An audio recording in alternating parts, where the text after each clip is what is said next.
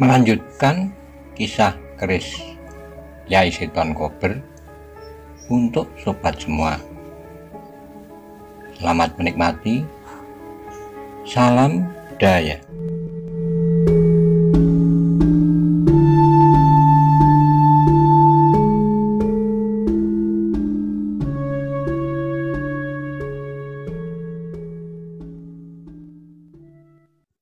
Monggo kula aturi subscribe, like, komen, saha share. Matur nuwun.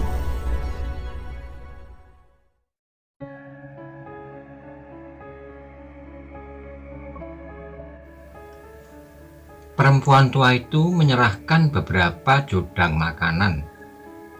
Ada yang berupa ketan yang ditanak setengah matang, lalu diberi cairan gula aren.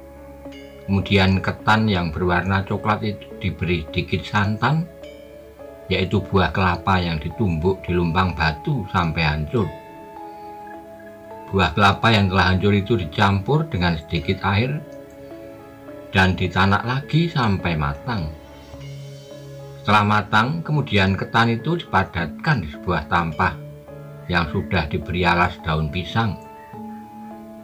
Ada pula sebuah tampah yang berisi ketan yang dicampur dengan santan, warnanya serta putih. Setelah matang, kemudian dipadatkan di sebuah tampah yang juga diberi daun pisang. Selain itu, ada juga jodang yang berisi makanan yang dibuat dari beras yang ditumbuk halus, dibungkus dengan daun pisang. Di dalamnya diberi sepotong pisang, kemudian daun pisang yang berisi tepung beras, dan sepotong pisang itu ditusuk dengan potongan lidi, lalu ditanak hingga matang. Makanan apa yang kau bawa, Nyai? Tanya Kanjeng Sunan.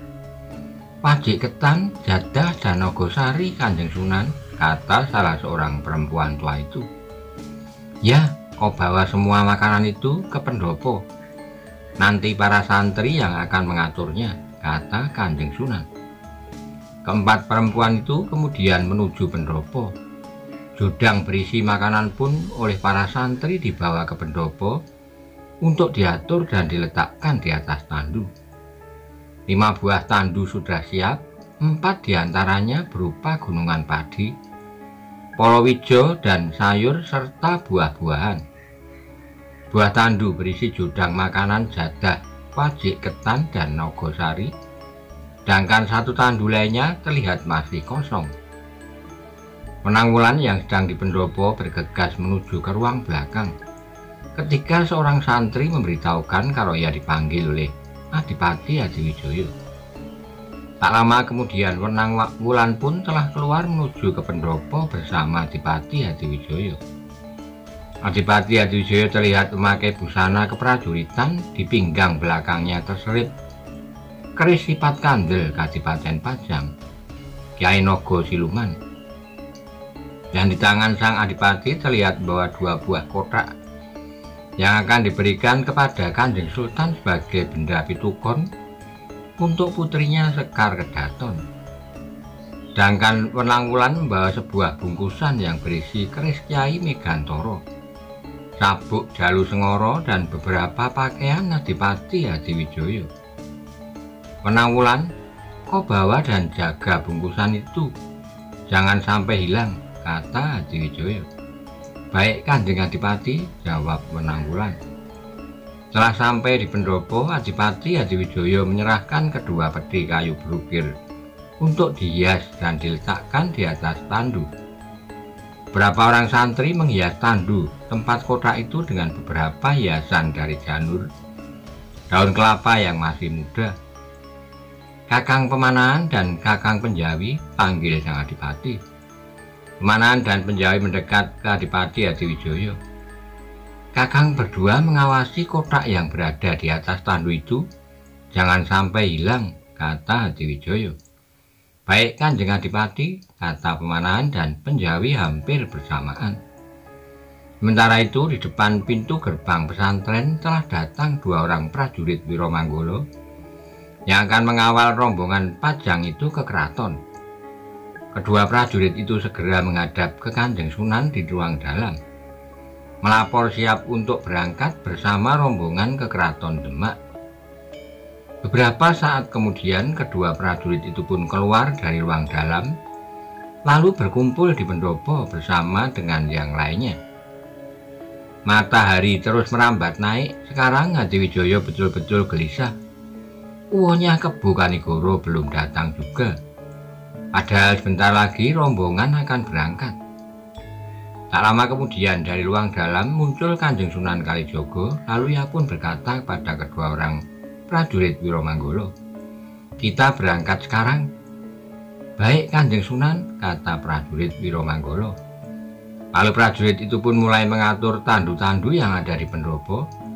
Semua tandu segera diturunkan dari pendopo, lalu diletakkan di halaman, sedangkan yang memikul tandu adalah para santri Kadilangu, dibantu orang-orang yang datang dari Pengging dan dari Banyu Biru.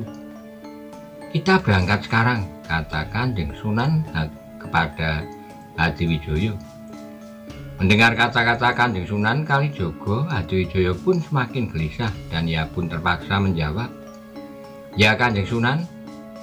Mendengar jawaban Hadiwijoyo, Kanjeng Sunan Kalijogo tersenyum. Kemudian tanpa berkata apapun, Kanjeng Sunan turun ke halaman menuju pintu gerbang. Hadiwijoyo pun kemudian berjalan mengikuti di belakangnya dan dilihatnya. Kanjeng Sunan menunjuk ke arah pintu gerbang pesantren. Hadiwijoyo pun kemudian mengikuti arah telunjuk Kanjeng Sunan. Dilihatnya pintu gerbang pesantren sepi, tidak ada seorang pun yang sedang berada di sana. Baru saja Hadiwijoyo akan bertanya kepada Kanjeng Sunan, di tengah gerbang telah terlihat seorang laki-laki berusia lebih dari setengah abad, berdiri dengan tangan ngapurancang, membungkuk hormat ke arah Kanjeng Sunan Kalijogo. Melihat orang yang berdiri di depan pintu pesantren, Hadiwijoyo pun tersenyum. Hatinya yang gelisah menjadi adem, seperti tersiram air wayu sewindu. Kegelisahan yang melanda dirinya selama ini sekarang telah hilang musnah. Dilihatnya seorang yang berwajah bersih, berpakaian lengkap, memakai keris di belakang, menunduk hormat dengan kedua tangannya masih bersikap ngapurancang. Orang yang berdiri di tengah pintu adalah uwonya Kebu Kanigoro, yang berjanji akan datang pada acara lamaran dan pernikahan dirinya.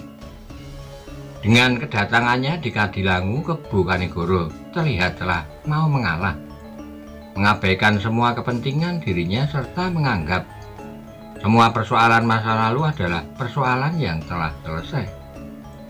Kebu Kanigoro yang merasa keluarganya tersingkir sejak adanya peristiwa Pengging ataupun peristiwa-peristiwa sebelumnya, rela datang ke Keraton Demak dan bertemu dengan Sultan Trenggono, semata-mata hanya untuk masa depan kemenakannya yang bisa mengangkat derajat Hadiwijoyo sebagai satu-satunya keturunan laki-laki dari darah Pengging untuk dapat meraih kedudukan yang lebih baik.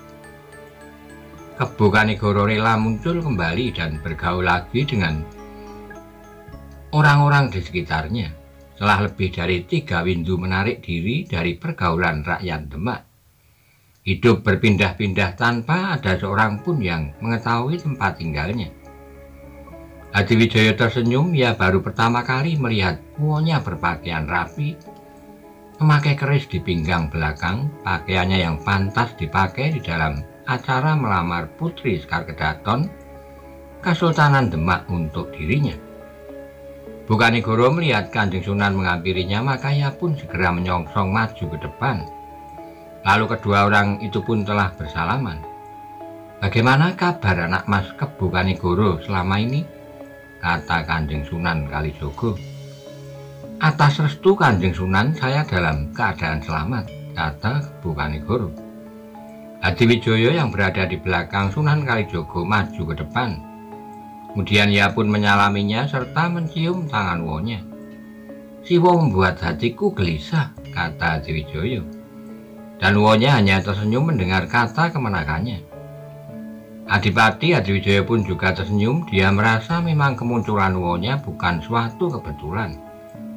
Uwonya pasti sengaja. Waktu kedatangannya memang dibuat tepat ketika rombongan sudah siap akan berangkat. Kalau Kebo Kanigoro mau, setiap saat uwonya bisa muncul di Kadilangu kapan saja. Ki Ageng Butuh dan Ki Ageng Ngerang pun segera maju ke depan menyalami Kebo Kanigoro. Adimas Kanigoro, puluhan warsa kita tidak pernah bertemu. Kita bertemu terakhir sewaktu aku berada di Pengging di rumah Adi Kebo Kenongo. Beberapa warsa sebelum anak Mas Hadiwijaya lahir, kata Ki Ageng Butuh. Kebo Kanigoro menganggukkan kepalanya. Ia juga mengetahui kalau Ki Ageng Butuh dan Ki Ageng Ngerang adalah saudara seperguruan Ki Kebo Kenongo, ayah dari Hadiwijaya. Ya Ki Ageng, kita memang telah lama tidak bertemu, kata Kebo Kanigoro. Kemudian Ki Buyut Banyu-Biru, Majasto dan Ngabehi Wuragil juga menyalami sambil berkata, ternyata anak Mas Kanigoro masih terlihat gagah. Kita sudah sama-sama tua, Ki Buyut, jawab Kebo Kanigoro. Ya, kata Ki Buyut Banyu-Biru sambil tertawa. Tetapi aku lebih tua 2-3 windu dari anak Mas Kanigoro. Sekarang pun aku sudah sering sakit-sakitan. Kebo Kanigoro pun tertawa mendengar kata-kata dari Ki Buyut Banyu-Biru. Siapa yang tidak mengenal 3 bersaudara dari Banyu-Biru? Kemudian Pemenahan dan Penjawi juga maju ke depan menyalami uwo dari sang adipati. Inilah orang yang bernama Ki Kebo Kanigoro. Orang yang mempunyai ilmu mumpuni, orang yang mampu menuntaskan semua ilmu dari perguruan Pengging, kata Pemanahan dalam hati. Ki Ageng Niselo juga maju menyalami, lalu ia pun berkata, puluhan tahun yang lalu kita pernah bertemu sekali dan berlatih bersama. Tetapi sekarang ilmuku bukan tandingan Kakang Kanigoro. Adi, siapa yang tidak mengenal kecepatan gerak dari perguruan Selo yang mampu menangkap petir, kata Kebo Kanigoro. Ki Ageng Niselo pun tertawa mendengar ucapan dari Ki Kebo Kanigoro. Menanggulan juga maju ke depan, kedua tangannya menyalami Ki Kebo Kanigoro. Inikah pemuda Nayaka Praja Kadipaten Pajang yang bernama Wenangwulan, putra Ki Ageng Butuh. Luar biasa, masih muda sudah berilmu tinggi, kata Kebo Kanigoro. Wenangwulan dan Ki Ageng Butuh tersenyum mendengar ucapan Kebo Kanigoro. Tetapi senyum Wenangwulan menjadi hilang, berganti menjadi rasa terkejut ketika Ki Ageng Kebo Kanigoro berkata kepada Ki Ageng Butuh, putra Ki Ageng Butuh adalah seorang anak muda yang hebat. Ilmu segoro muncar yang dimilikinya sangat luar biasa. Dari mana Ki Kebo Kanigoro tahu aku punya ilmu segoro muncar? Apakah dia orang yang memakai penutup wajah yang telah bertarung denganku sewaktu aku mengejar suara burung kedasi? Kelihatannya bukan dia. Bentuk tubuhnya tidak seperti itu. Orang itu pasti bukan Ki Kebo Kanigoro, kata Wenangwulan dalam hati. Tetapi dari mana dia tahu ilmuku segoro muncar? Desis Wenangwulan sambil menggeleng-gelengkan kepalanya. Ternyata Ki Kebo Kanigoro memang orang yang pinunjul. Tetapi apakah ia mengenal salah seorang guruku? Pertapa di segoro anakan yang mengajarkan ilmu segoro muncar, kata Wenang dalam hati. Wenangwulan terdiam, dia pun masih menebak-nebak hingga terdengar Kanjeng Sunan Kalijogo berkata, kita berangkat sekarang, anak Mas Kanigoro. Silakan Kanjeng Sunan, kata Kebo Kanigoro. Kanjeng Sunan pun kemudian berbicara dengan 2 orang prajurit Wiromanggolo. Lalu salah seorang prajurit itu pun berkata kepada semua orang yang berada di halaman, kita berangkat menuju dalam Gajah Birawan sekarang. Nanti akan kita atur semuanya kalau kita sudah berada di dalam Gajah Birawan. Setelah semuanya mempersiapkan diri, maka berangkatlah rombongan itu berjalan menuju ke arah barat. Di depan sendiri berjalan 2 orang prajurit Wiromanggolo, Adipati Hadiwijaya bersama Kanjeng Sunan Kalijogo dan Kebo Kanigoro. Lalu disusul 4 orang perempuan tua di belakangnya berjalan para sesepuh bersama pengikut lainnya. Lalu paling belakang ada 6 buah tandu yang dipikul oleh para santri, 4 diantaranya berbentuk gunungan kecil. beberapa orang yang nanti akan menginap di dalam Gajah Birawan telah membawa bungkusan berisi pakaian masing-masing. Nanti kita menuju ke dalam Gajah Birawan dan akan menginap di sana. Tidak kembali ke Kadilangu.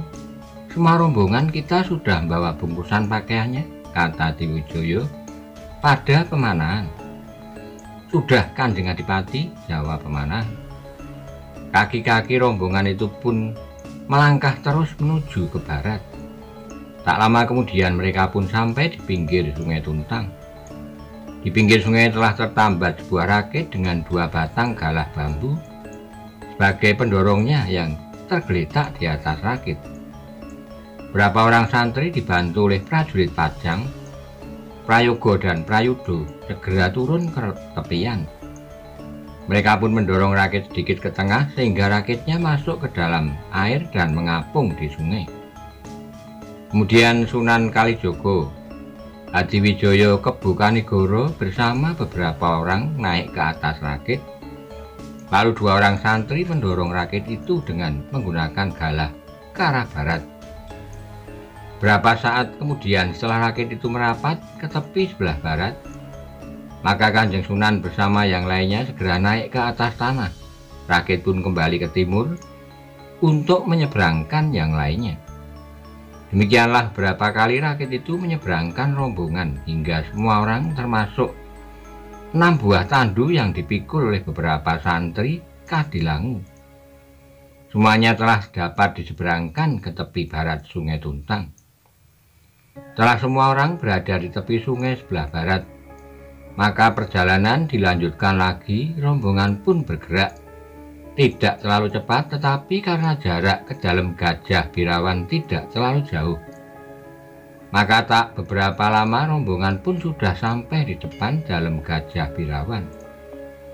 Di depan dalam Gajah Birawan 2 orang prajurit Wirotamtomo bersama dengan seorang perwira Ronggo Pidekso sedang menunggu di depan pintu gerbang, menyongsong kedatangan rombongan dari Pajang. Kanjeng Sunan, Kanjeng Adipati, silahkan semuanya naik di pendopo, kata Ronggo Pidekso. Kemudian semua orang naik dan duduk di pendopo yang sudah diberi tikar pandan. Sedangkan 6 buah tandu diletakkan di depan pendopo. 2 orang prajurit Wiromanggolo kemudian berjalan menuju ke keraton untuk melaporkan kedatangan rombongan dari Pajang di dalam Gajah Birawan. Sedangkan di pendopo, Ronggo Pidekso berbincang-bincang dengan Kanjeng Adipati Hadiwijoyo bersama para sesepuh yang ikut dalam rombongan itu. Sambil menunggu perintah dari keraton, mereka pun berbincang-bincang tentang beberapa persoalan. Aku telah lama mendengar kebesaran nama Ki Kebu Kanigoro, tapi baru sekarang aku bisa bertemu dengan Kakang Kanigoro, kata Ronggo Pidekso. Maaf Ki Ronggo, aku terlalu sibuk menggarap sawah di kaki Gunung Merbabu, sehingga aku jarang sekali pergi ke kota Raja Demak, jawab Kebu Kanigoro sambil tersenyum. Ronggo Pidekso juga tersenyum. Ia sama sekali tidak percaya pada ucapan Uwo Adipati Hadiwijoyo itu. Kakang Kanigoro pasti sering datang ke kota raja, kata Ki Ronggo di dalam hatinya. Kakang Kanigoro 2 kali aku diselamatkan oleh Kanjeng Adipati Hadiwijoyo, kata Ronggo Pidekso. Adipati Hadiwijoyo yang mendengar percakapan itu hanya tersenyum saja. Oh ya, kapan Ki Ronggo? Tanya Kebu Kanigoro. Yang pertama ketika kami bertemu dengan penjahat yang telah malang melintang di pantai utara, mulai dari daerah Pedung sampai di daerah Keling, yang bernama Klabang Ireng dan Klabang Ijo.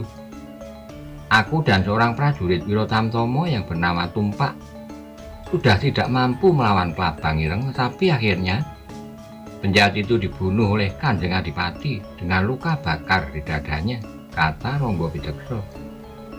Kebu Kanigoro hanya tersenyum ketika mendengar cerita Ronggo Pidekso.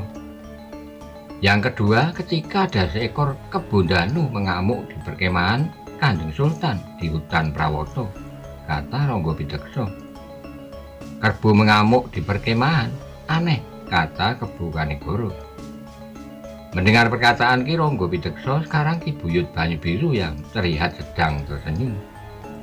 Ya, ketika ada seekor kerbau yang mengamuk di perkemahan, aku yang memimpin belasan prajurit Wirotamtomo untuk menaklukkannya, cerita Ki Ronggo bersemangat.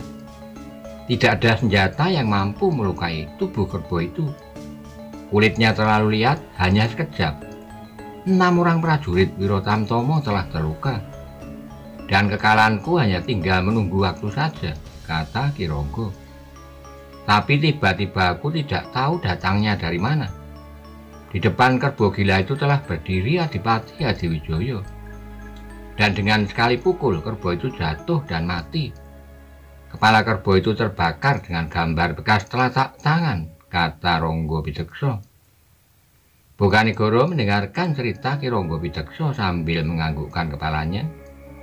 Lalu didengarnya Ki Ronggo menarik napas lega. Hampir saja aku menanggung malu terhadap Kanjeng Sultan yang melihat dari luar gubuk.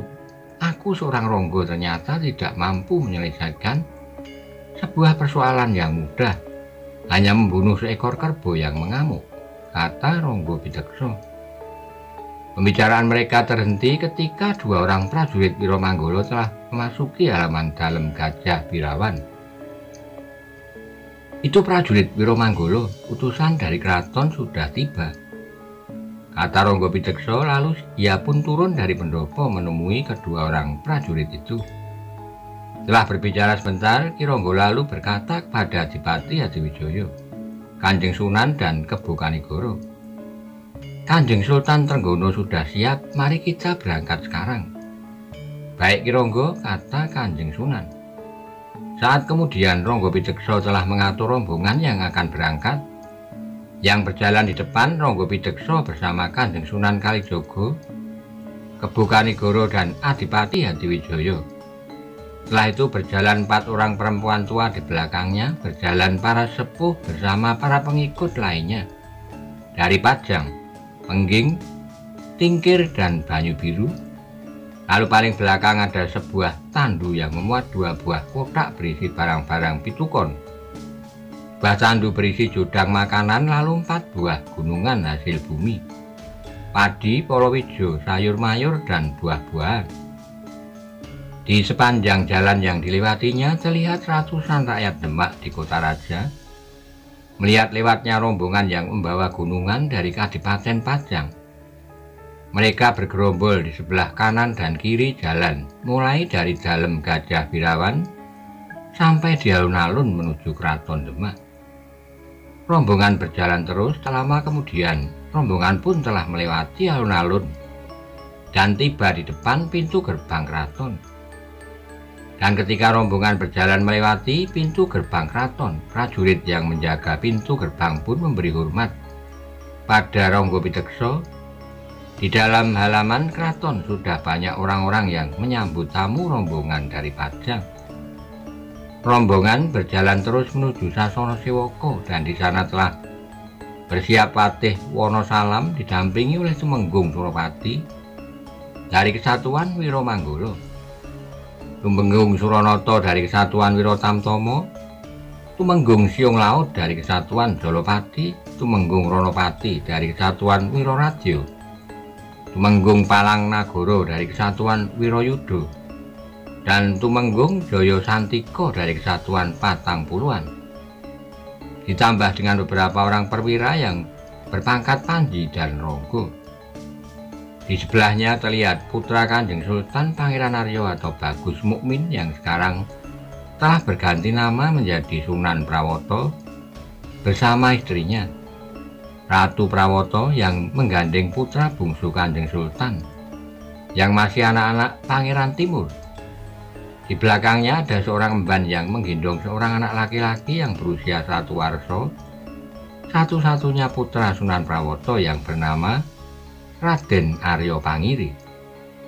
Di sebelahnya lagi berdiri putri Kanjeng Sultan Ratu Kencono yang berdiam di Pesanggerahan Kalinyamat dan sekarang disebut Ratu Kalinyamat, beserta suaminya Pangeran Hadiri atau yang disebut juga Pangeran Kalinyamat. Mereka semuanya menyambut kedatangan Adipati Adiwijoyo beserta rombongannya di depan Sasana Sewaka. Wajah Ki Kebo Kanigoro menjadi sedikit tegang ketika akan masuki Sasana Sewaka, yang di dalamnya nanti terdapat Kanjeng Sultan Trenggono, saudara sepupunya. Aku telah menyingkir dari pergaulan sanak kadang. Tonggo Teparo hampir seusia Karebet sendiri. Tapi sekarang persoalan pengging memang telah selesai, kata Kebo Kanigoro dalam hati. Di dalam Sasana Sewaka nanti ada Sultan Trenggono. Hampir 3 windu aku tidak pernah bertemu dengannya, desas-desis Kebo Kanigoro.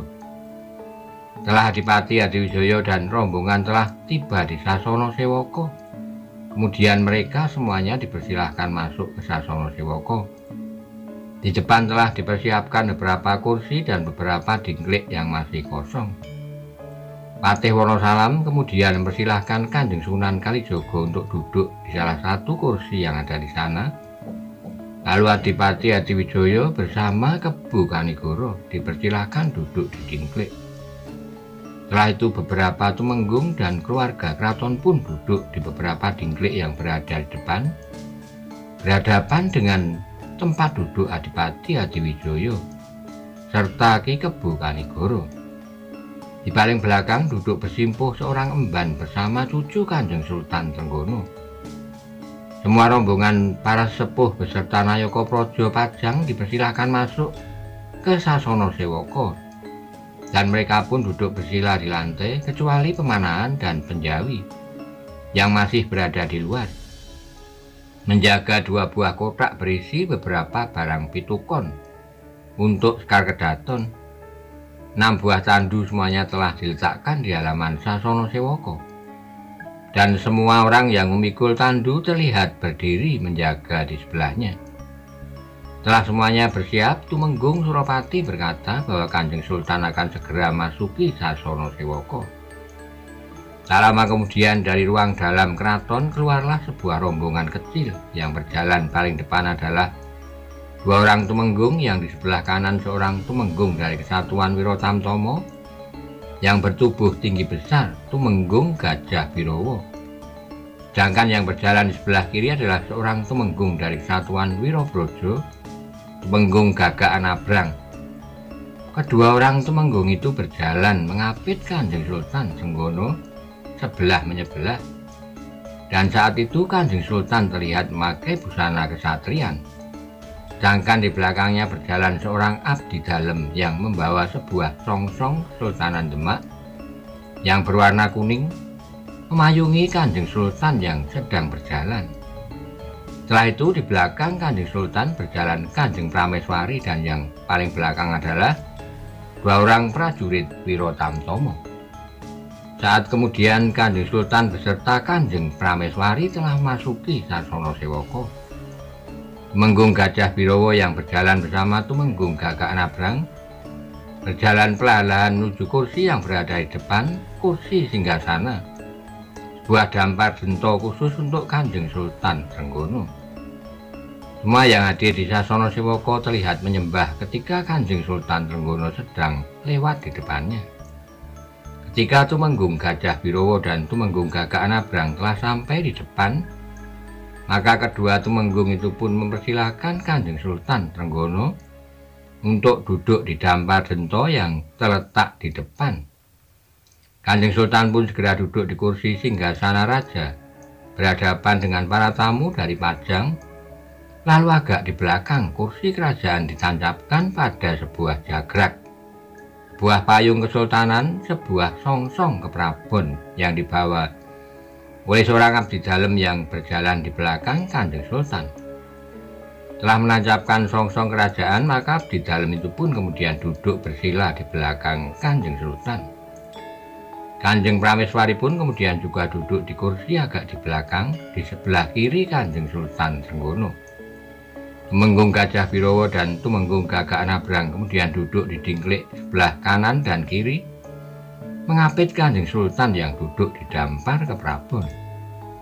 Kanjeng Sultan Trenggono yang melihat Kebo Kanigoro duduk bersama para pengombyong berkata dalam hati, Ternyata Ki Kebu Kanigoro telah bersedia datang ke keraton. Tidak seperti adiknya, Ki Kebu Kenongo yang memilih mati daripada sebo di Kesultanan Demak. Kanjeng Sultan pun tersenyum dan dengan ramahnya ia segera menyapa adik sepupunya. Adimas Kanigoro, kau selamat Adimas. Bu Kanigoro yang wajahnya semula tegang akhirnya menjadi cair setelah mendengar sapa dan melihat senyum Kanjeng Sultan Trenggono. Bu Kanigoro segera bergeser duduknya lalu ia pun menyembah pada Sultan Trenggono. Atas doa dan restu Kanjeng Sultan, hamba sekeluarga dalam keadaan selamat, jawab Bu Kanigoro. Silahkan duduk yang nyaman Adimas, kata Kanjeng Sultan. Terima kasih Kanjeng Sultan, kata Bu Kanigoro. Setelah semuanya siap maka Tumenggung Suropati segera meminta semua yang hadir untuk mendengarkan titah Kanjeng Sultan Trenggono. Kemudian Kanjeng Sultan berbicara dan bertanya kepada Bu Kanigoro yang duduk depannya. Ada maksud apakah rombongan dari Pajang sowan ke hadapan Sultan Trenggono di Kesultanan Demak?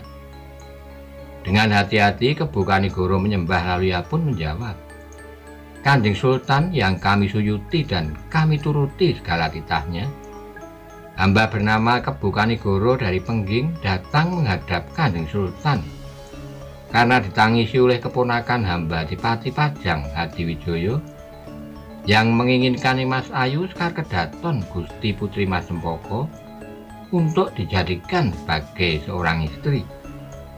Hamba mohon maaf Kanjeng Sultan, hamba terpaksa lancang berani berbicara di hadapan Kanjeng Sultan beserta Kanjeng Prameswari. Berhubung Adipati Hadiwijoyo sudah tidak mempunyai orang tua, maka sebagai wonnya hamba memberanikan diri melamarkan Sekar Kedaton Kesultanan Demak untuk menjadi ratu di Kadipaten Pajang.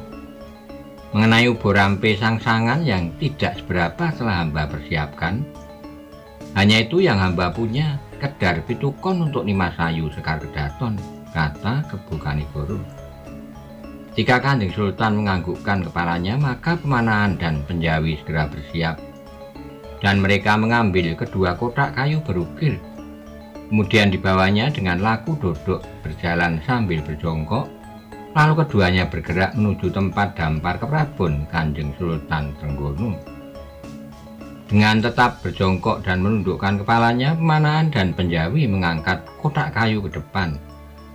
Lalu Bu Kanigoro maju ke depan dengan laku dodok menyembah, lalu mengambil kotak kayu yang dipegang oleh pemanahan, diberikan kepada Kanjeng Sultan dengan tubuh masih bersikap laku dodok. Kanjeng Sultan lalu menerima kotak itu, membukanya. Dilihat isinya lalu ditutup kembali. Kemudian kotak itu pun diberikan kepada Tumenggung Gajah Birowo. Demikian juga dengan kotak yang dibawa oleh penjawi. Bu Kanigoro segera memberikannya kepada Kanjeng Sultan. Setelah dilihat isinya lalu diberikan kepada Tumenggung Gagak Nabrang.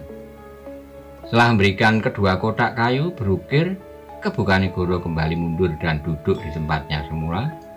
Kemudian diikuti oleh pemanahan dan penjawi yang segera menyembah, lalu mundur dan duduk bersila bersama yang lain. Lanjutnya Kanjeng Sultan mengucapkan terima kasih pada Bu Kanigoro yang telah memberikan sangsangan kepada Sekar Kedaton, dan dikatakan juga oleh Kanjeng Sultan kalau dirinya menerima lamaran Bu Kanigoro terhadap Sekar Kedaton untuk dijadikan istri keponakannya Adipati Hadiwijoyo.